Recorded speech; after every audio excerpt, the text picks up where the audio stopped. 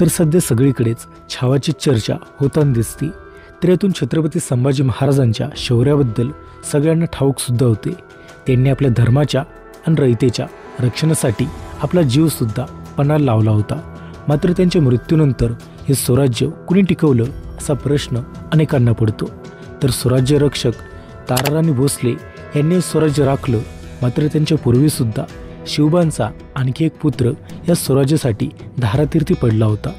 तर मग अशात याच आपल्या शिवरायांच्या दुसऱ्या छाव्याबद्दल आज आपण माहिती ही पाहणार आहोत, जी बऱ्याच जणांना माहिती नाही। त्यामुळे हा व्हिडिओ शेवटपर्यंत नक्कीच पहा। आणि जर चॅनलवर नवीन असाल तर खाली लाल बटन दाबून आत्ताच चॅनलला सबस्क्राईब करा। तर खरं तर शिवरायांचा दुसरा छावा म्हणजेच छत्रपती शिवाजी महाराजांचे धाकटे चिरंजीव आणि छत्रपती संभाजी महाराजांचे धाकटे बंधू छत्रपती राजारामराजे भोसले। तर मग अशात सर्वात आधी आपण राजारामराजे भोसले यांचा राज्याभिषेक हा केव्हा आणि कसा झाला हे पाहिलं। तर खरं तर छत्रपती शिवाजी महाराज आणि सोयराराणी यांचे सुपुत्र असलेले राजारामराजे हे कमी वयात राजे झाले। 11 मार्च 1689 रोजी छत्रपती संभाजी महाराजांची निर्गुण हत्या ही करण्यात आली। तर या प्रसंगामुळे मराठी स्वराज्य हादरले। अशा कठीण प्रसंगी रामचंद्रपंत अमात्य, संताजी घोरपडे, धनाजी जाधव, शंकराजी नारायण, प्रल्हाद निराजी यांच्या मंत्रिमंडळाने आणि महाराणी येसुबाई राणीसाहेब यांनी राजारामराजेंचा राज्याभिषेक सोहळा हा करण्याचा निर्णय घेतला, ज्यानंतर राजारामराजे छत्रपती झाले। तर राजारामराजांनी कायम भरताप्रमाणेच राज्य केलं। आपला भाऊ म्हणजेच छत्रपती संभाजी महाराज इथे नाहीत म्हणून मी काही दिवस ही गादी सांभाळतो असं ते म्हणत। दरम्यान छत्रपती संभाजी महाराज यांच्या निधनानंतरून मोगलांच्या आक्रमणामुळे राजाराम महाराजांना रायगड सोडून जिंजीला जावं लागलं होतं। तर छत्रपती संभाजी महाराजांच्या पाडावाने औरंगजेबाला आनंद झाला असला तरी राजाराम महाराजांना कैद न झाल्याची गोष्ट त्याला खटकत होती। छत्रपती संभाजी महाराजांच्या मृत्यूनंतरून कठीण परिस्थितीत मराठ्यांचं नेतृत्व करण्याची जबाबदारी राजाराम महाराज यांच्याकडे आली होती। त्यावेळी राजाराम महाराजांचे वय अवघं 19 वर्ष होतं। राजाराम महाराज रायगडावरून निघून नोव्हेंबर 1689च्या पहिल्या आठवड्यात जिंजीला पोहोचले होते। तर मग यानंतरून जिंजीलाच राजधानी केलं। जिंजीला 3 लाख होणांचा खजिना होता, तो मराठ्यांनी ताब्यात घेतला। तर मग महाराजांनी जिंजीमध्येच राजदरबार भरवला। त्यांनी रामचंद्रपंत अमात्यांना हुकूमतपणा हा किताब दिला। तर संताजी आणि धनाजी यांची सेनापतीपदी नियुक्ती केली। तर शंकराजी नारायण, नेमाजी शिंदे, हनुमंतराव घोरपडे अशा विश्वासू माणसांना सोबत बरोबर घेऊन त्यांनी जिंजीवरून राज्यकारभारास सुरुवात केली। तर आता दरम्यान पाहिलं तर जिंजी हा बलाढ्य दुर्ग जिंकून घेण्याची जबाबदारी जुल्फिकार खानावर ही दिली होती। त्यामुळे राजाराम महाराजांना पराभूत करण्यासाठी तो बलाढ्य फौज घेऊन जिंजीला आला आणि किल्ल्याला वेढा दिला। तर हा वेढा सलग 8 वर्ष चालू होता। तर राजाराम महाराजांनी जुल्फिकार खानाला अधूनमधून तहाची बोलणी करून जुलत ठेवलेलं आणि हा वेढा यशस्वीपणे त्यांनी हाताळला होता। तर राजाराम महाराजांच्या नेतृत्वाखाली 30-35 हजार मराठी सैन्य हे जमा झालेलं। तर हे सैन्य संताजी आणि धनाजी यांच्यामध्ये विभागलं गेलं आणि पुन्हा मोगलांविरुद्ध लढण्यास सुरुवात झाली होती। तर संताजी आणि धनाजी यांनी या वेढ्यात मोगली अधिकाऱ्यांना जेरीस आणलं होतं। तर दरम्यान मोगल सरदार रुस्तुम खान हा साताऱ्याच्या अजिंक्यतारा किल्ला जिंकण्याच्या प्रयत्नात होता। तेव्हा राजाराम महाराजांनी रुस्तुम खानाकडे कुमक कमी असल्याची संधी ओळखून संताजी आणि धनाजी यांना खानाच्या विरुद्ध पाठवलं। 25 जानेवारी 1990 रोजी मराठ्यांनी या खानाचा पराभव केला। तर महाराष्ट्रापासून ते जिंजी तंजावरपर्यंत मुघलांना विरोध करू शकेल असा एकमेव घटक हिंदुस्थानमध्ये शिल्लक राहिला होता, तो म्हणजे मराठे।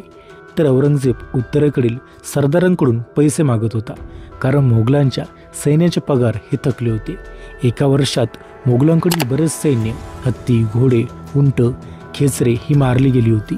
27 वर्ष युद्धजन्य परिस्थितीमुळे 10-20 पैसे एक शेर मिळणारे धान्य 1 ते 2 रुपये शेर या दराने विकले जात होते। तर मग मोगल मराठा संघर्षाचे हे स्वरूप पाहिलं तर साधन सामग्री आणि सहनशक्ती यांची परीक्षा होती। सर्व मोगल सैन्य या प्रदीर्घ युद्धाला कंटाळलं होतं। तर इकडे संताजी आणि धनाजी या दोघांनी मिळून कासिम खान, अलीमर्दन खान, इस्माईल खान, खानजादा खान, हिम्मत खान अशा मोगलांच्या अनेक नामवंत सरदारांचा पराभव करून त्यांना कैद केलं होतं। तर कासिम खान आणि हिम्मत खान हे मोगलांचे प्रथम दर्जाचे सेनानी मारले गेल्यामुळे मोगल सैन्यामध्ये एकच भीतीचं वातावरण तयार झालं होतं। दरम्यान दुसरीकडे चिंचीच्या वेढ्यातून राजाराम महाराजांनी स्वतःची योग्य वेळी सुटका करून घेतली आणि ते विशाळगडाला आले। तर विशाळगडावरून साताऱ्याला आल्यावर त्यांनी भविष्यातील मोहिमांची दिशा ठरवली। तर वहड आणि खानदेशवर हल्ले चढवायचे, बुरानपूरच्या उत्तरेला माळव्यात हल्ले करवायचे, म्हणजे मोगल सैन्य उत्तरेत निघून जाईल असं नियोजन करण्यात आलं। परंतु तथापि राजाराम महाराजांचा आजारपणामुळे कमी वयातच सिंहगड किल्ल्यावरच निधन होतं। त्यामुळे आपण उल्लेख केलेली योजना प्रत्यक्षात ही काही येऊ शकली नाही। ब्रिटिश लायब्ररी लंडन येथे मॅगझेन्सी संग्रहात रामचंद्र पंत अमात्यांची 2 पत्रे आहेत। तर ही पत्रे 1697 सालातील असून त्यातील एक राजाराम महाराजांना तर दुसरं पत्र प्रल्हाद निराजींना लिहिलेले। वरील योजनेस या पत्रांमधून दुजोरा मिळतो। तर राजाराम महाराजांचे मोठेपण त्यांनी वेळोवेळी घेतलेल्या निर्णयांमधून दिसून येतं। त्यांनी एक महत्त्वाची गोष्ट केली ती म्हणजे सत्तेचे योग्य विकेंद्रीकरण ही लोक टिकवण्यासाठी राजाराम महाराजांना नवीन वतनं ही द्यावी लागली। मराठा सेनापतींना हुकुमतपणा, वजारत माप, हिम्मत बहादूर असे किताब दिले, सरदारांना सरंजाम दिले, तर जहागिऱ्या दिल्या। एक परिपक्व आणि कसलेल्या राजाने जे कर्तव्य पार पाडायला हवं होतं ते राजाराम महाराजांनी नक्कीच पार पाडलं होतं। दरम्यान 2 मुद्रा राजाराम महाराजांच्या पत्रावर उमटवलेल्या पाहायला मिळतात। तर दोन्ही मुद्रा संस्कृतमध्ये असून त्यामध्ये पुढील श्लोक आहेत। श्री प्रतिपचंद्र लेखे व वर्धिष्णू वंदिता शिवसुनूर्य मुद्रा राजा रामस्य राजते।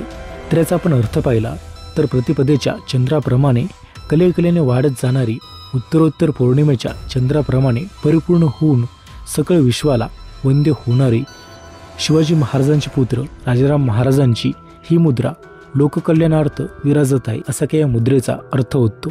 तर आपण दुसरी मुद्रा पाहिली तर श्री धर्म प्रद्योतिता शेषवर्ण दाशरथेरिव राजारामस्य मुद्रे विश्ववंदिता विराजते।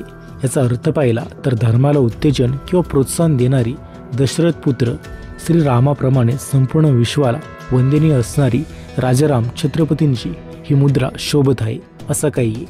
तर एकूण थोडक्यात पाहिलं तर छत्रपती संभाजी महाराजांनंतरून राजाराम महाराजांनी आपली जबाबदारी पार पाडलेली यात पाहायला मिळते।